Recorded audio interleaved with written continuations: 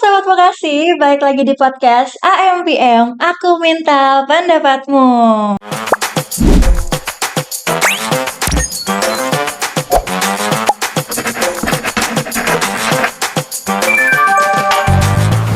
Nah, sekarang kita udah ada di episode 11 nih. Dan sebelumnya perkenalan dulu, aku Lala dan kali ini aku nggak sendiri. Karena kita kedatangan tamu yang luar biasa spesial banget nih. Spesial pakai telur kali ya.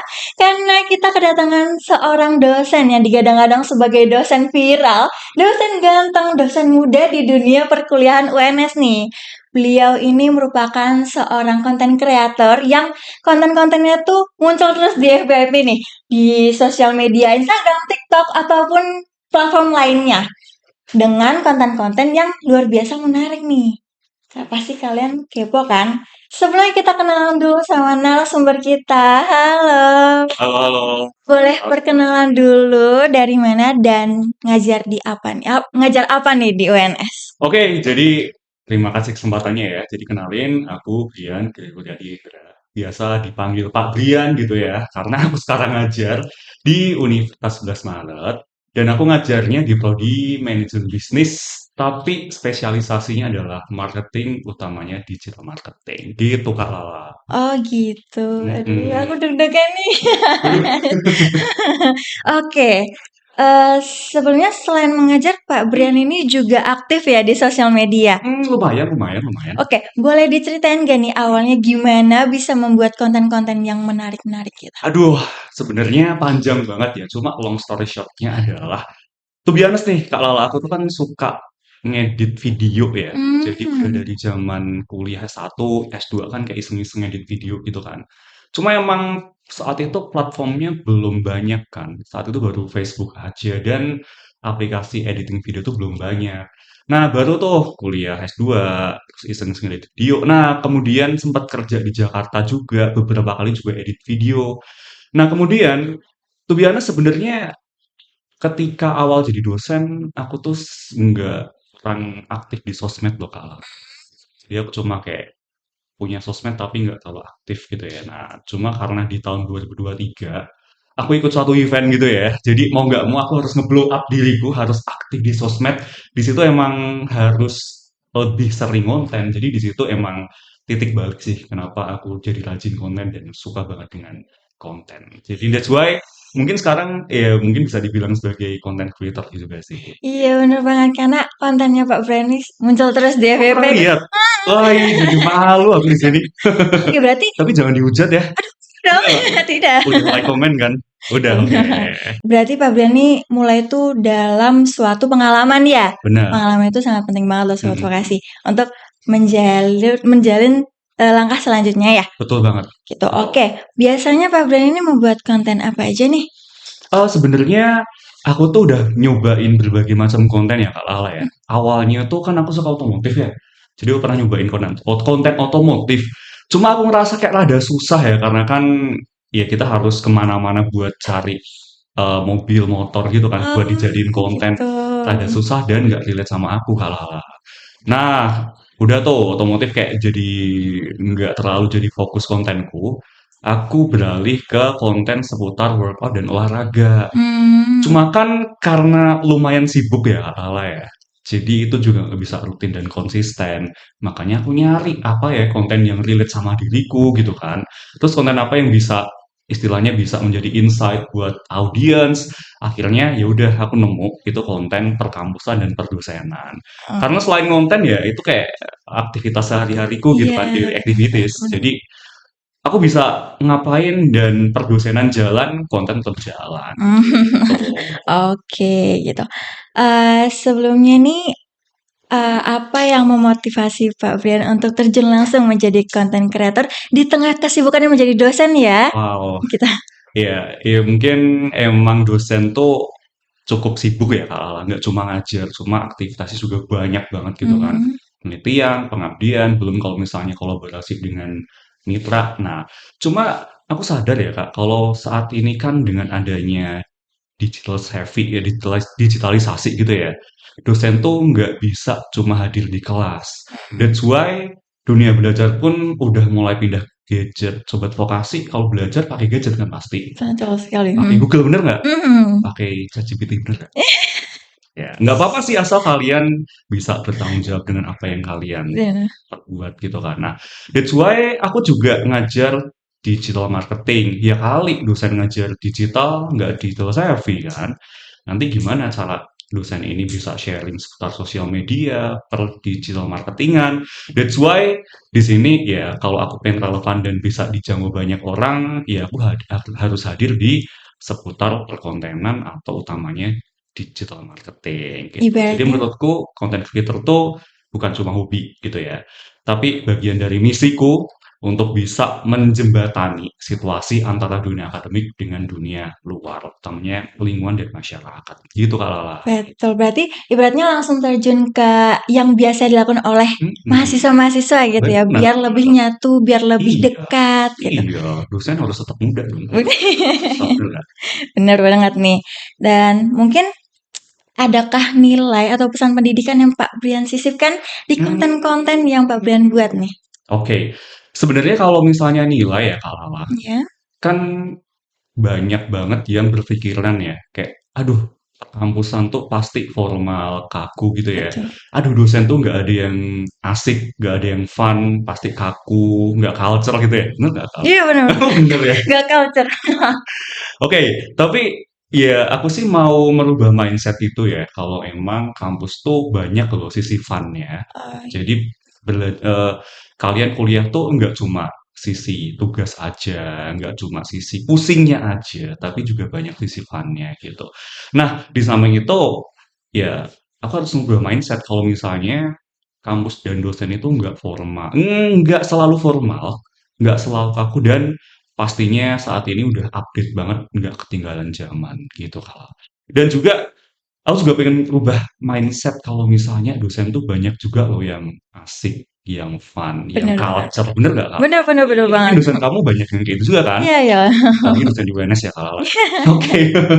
Nah kemudian nih, aku juga nyoba sisipin pesan ya kalau misalnya ketika aku bikin konten, aku tuh pengen audiensku rasa, oh belajar tuh bisa seasik itu, bisa semenarik itu. Di kampus tuh nggak seserem yang dibayangin gitu Kak Lala. Mhm. Jadi itu caraku untuk menjembatani dunia akademik dengan dunia nyata. Gitu. Oke oke oke. Nah, menurut Pak Brian nih seberapa penting sih peran sosial media bagi dosen dan mahasiswa di era sekarang ini? Kalau Kak Lala udah pakai sosmed belum? Sudah dong. Nggak kira-kira? Lumayan lah. Tapi Ada. nggak seaktif Pak Brian nih. Aduh, aku ini seselonya aja ya. Nah, jadi menurutku ya, sosial media tuh saat ini bukan cuma tempat buat eksis ya, Kak. Tapi gimana caranya kita itu bisa eksis tapi tetap punya value atau makna, bener nggak? Bener banget. Kalau cuma eksis udah biasa gitu ya, tapi gimana caranya kita tuh eksis tapi tetap punya value dan makna yang bisa kita share ke audiens kita. Nah, buat dosen nih ya, sosmed tuh bukan cuma bukan cuma sekedar tempat eksis aja, bukan cuma tempat kepo aja, tapi menurutku sosmed ini bisa banget digunain buat tempat nyebarin ilmu gitu kan, informasi ke dunia di luar kampus. Biar apa sih ya? Biar pengetahuan ini nggak berhenti di ruang kelas aja. Buat mahasiswa, nah mahasiswa nih, ada kan mahasiswa yang nonton ini pasti ya? Iya pasti dong, sobat pasti banyak yang nonton. Nah, itu tuh buat nunjukin value dan hasil karya kalian, guys. Jadi, kalau misalnya kalian punya value, punya karya, medianya via apa? Ya via sosmed, gitu Betul. kan. Apalagi kalau kalian dalam masa mencari kerja ya. To be honest, banyak banget HR atau perusahaan yang mereka juga akan mencari calon karyawannya dengan menganalisis sosial Sosial media media. dari calon karyawan. Karena nyangkut juga ke branding ya. Benar, Hmm. apalagi tentang branding, please kalian semua bikin personal branding yang bagus di sosial media. Apalagi first account, kalau kalian mau posting yang mungkin yang receh ya mungkin bisa di second account. Second account. Kalau punya second account? Punya. Oh punya. Kayak semuanya ada yang punya second Kayaknya account. banyak ya Banyak. Gen Z tuh, Benar-benar. banyak yang punya second account Hmm. ya. Second account di dalamnya ada close friend, di dalamnya ada close friends. Iya. Gak apa sih asal mereka bisa punya personal branding yang bagus. Oke, menurut Pak Brian ini tantangan terbesar apa yang Pak Brian hadapi saat aktif di bermedia sosial ini? Actually bener kalau misalnya mau aktif di sosmed, aku punya beberapa tantangan sih. Iya, Yang pertama tuh pasti niat gitu ya. Kadang kalau kita ngonten, kadang niatnya hilang gitu benar. kan. Yang Udah susah konsistennya sih. bener, paginya niat, siangnya aduh kok mager ya, kok capek, itu kayak challenging banget sih. Benar, benar. Apalagi karena kesibukan dosen ya, Mm, kan kadang harus dinomorduakan tuh perkontenannya. Atau yang kedua nih, ide Kak. Aku tuh pernah ideku stuck gitu ya. Padahal saat itu ada beberapa kolaborasi dengan partner lah gitu kan, ada beberapa endorsan juga, target konten. Aduh, nggak ada ide gitu ya. Akhirnya ya aku brainstorming, cari dari internet, nanya iya, ke teman-teman buat jadi referensi ide konten itu. So far itu sih niat sama ide aja sih. itu tantangan Mhm, terbesarnya ya. tantangan terbesarku. Benar-benar. Karena harus kreatif Itu juga dan benar. pasti tuh ada di titik stucknya juga gitu untuk Mhm, mencari ide-ide konten kreatif iya. gitu. Benar-benar benar Makanya banget. emang kita harus brainstorming dan nyari referensi dari luar juga sih. Benar-benar nih. Kalau ngomongin proses bikin konten Mmm, pasti ada hal-hal menarik nih. mhm. Pernah nggak ngalamin momen yang di luar dugaan gitu pas lagi ngonten?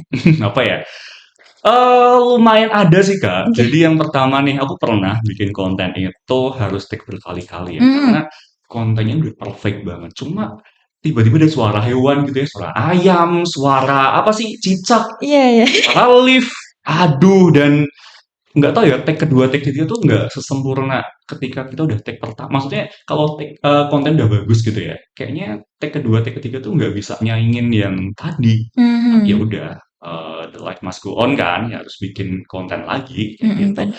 Yang kedua kayak aku ini nih, pernah di kondisi ketika aku bikin konten gitu ya, itu di pagi sampai siang, sorenya tuh ada yang nge-DM, "Pak, aku tadi lihat Bapak bikin konten loh." Aduh gimana ya, kayak malu tapi ya udahlah ada yang mengapresiasi gitu ya. Terus yang ketiga yang aku bikin happy itu insight dari audiens sih, Kak. Mmm, Jadi kalau konten udah jadi aku up kan banyak tuh engagement dari audiens betul. ya. So far happy sih dengan yang apa namanya engagement yang positif gitu, apalagi dari luar kampus. Mmm, Gitu, Kak.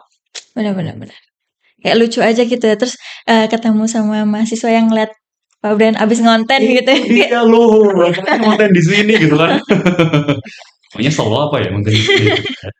oke oke, lanjut Gi, gimana tanggapan mahasiswa atau rekan-rekan dosen terhadap aktivitas Pak Brian yang aktif di sosial media? Kalau ini to be honest, ada yang tanggapan positif sama negatif sih, Kak. Negatif tetap ada, cuma Oke, alhamdulillah so far, lebih banyak apresiasi positifnya, gitu. Jadi mereka tuh ngerasa kontenku relate dan menghibur gitu ya, ya mhm, aku seneng banget sih. Cuma tetap ada, beberapa orang yang, "Aduh ini kok kontennya kayak gini?" Padahal kan emang mungkin aku nggak tahu ya, mungkin beliau ini kurang, apa ya, sreg dengan konten, tapi selama kontenku ini nggak negatif dan iya, nggak menjatuhkan tidak suatu hal, kayaknya tetap jalan aja sih itu. oke aja ya, bener bener bener. Selagi positif ya, Benar, dan lagi menyampaikan positif. kepada audiens-audiens tentang kebaikan atau dunia perkuliahan gitu, Itu dia, Kak, bener banget. kuncinya itu. Gini, Yes. kalau dari pengalaman Pak Brian sendiri gimana sih cara menyeimbangkan antara bikin konten yang menarik, tetap punya nilai Mhm. edukasi dan sekaligus bisa membangun personal branding-nya Pak Brian sendiri nih? Kalau gimana cara menyeimbangkan sih aku punya 3 V nih, Kak. Yang pertama Mhm, tuh value gitu ya, pesan atau insight apa yang mau kita share ke audiens gitu kan. Yang kedua vibe, gimana cara kita menyampaikan biar tetap menarik dan relevan dengan audiens. Yang ketiga voice sih, gaya kita sendiri. Kita bisa loh menyampaikan dengan gaya kita sendiri. Jadi konten itu tetap otentik, tetap sesuai dengan personal branding yang mau kita taruh ke audiens ya. betul betul. Jadi ya bisa mulai dari apa sih yang orang harapin tentang kontenku ini, jadi nanti kamu bisa mulai ngeset, frame-nya seperti apa, story-nya seperti apa, kayak gitu, Kak. Oke oke oke, paham paham paham. Mungkin kita udah ke pertanyaan terakhir nih, Pak. Cepet banget, Iya, udah seharian kita di sini ya. udah serius. Oke, terakhir sebelum kita tutup boleh dong Pak Brian Mhm. kasih closing statement singkat buat para sobat vokasi yang mungkin sedang mencoba berusaha untuk menyeimbangkan dunia akademik dan kreativitas di era digital saat ini. Akademik dan kreativitas ya, Kak, ya. Ya, So far sih buat sobat vokasi, kalau kalian harus menyeimbangkan antara akademik dan kreativitas, jangan berpikir pilih satunya ya. Jadi kalau bisa kalian harus bisa kolaborasikan keduanya, karena keduanya ini saling berhubungan dan bisa saling menguatkan. Dunia digital ini juga tempat kita sharing value yang kita punya, karya yang kita punya. Jadi kalau pesan aku adalah terus belajar, berkreasi, dan jangan takut menjadi otentik. Karena di situ kita bisa buat versi terbaik dari diri kita sendiri, dan kalian bisa jadi kreatif tanpa kehilangan makna. Gitu Kak Lala. Gitu keren banget nih. Oke, itu dia bincang-bincang kita bareng dosen viral sekampus UNS ini Pak Brian, keren banget. Semua insight dan ceritanya tuh menarik-menarik banget dan kayaknya tuh aku pengen jadi konten creator deh karena udah dengerin ceritanya. Kamu bisa Kak Lala, dan actually everyone can be a content creator. Setiap orang tuh pasti bisa jadi content creator. Yang penting mulai dulu ya. Mulai aja dulu, kan kita learning by doing ya. Betul Mulai aja dulu sekali. Kak Lala. Oke. Mungkin kuncinya tuh konsisten kali ya dan terus brainstorming biar punya ide-ide menarik yang lain. Yes, itu kuncinya. Oke, terima kasih Pak Brian atas waktunya karena udah menyampaikan diri ke podcast HMPM pada episode kali ini. Sama-sama, thank you Kak Lala, thank you kesempatannya. Oke, sampai jumpa di episode selanjutnya ya Sobat Vokasi dengan topik-topik dan tamu yang lebih menarik lagi. Kalau gitu aku selaku host pamit undur diri dan Pak. Aku Brian, pamit undur diri. Terima kasih kesempatannya. Sukses buat kalian semuanya. Dan jangan lupa nih follow YouTube channelnya Sekolah Vokasi UNS. Jangan lupa like, comment, subscribe biar kalian tuh nggak ketinggalan sama episode-episode AMPM berikutnya. Yes.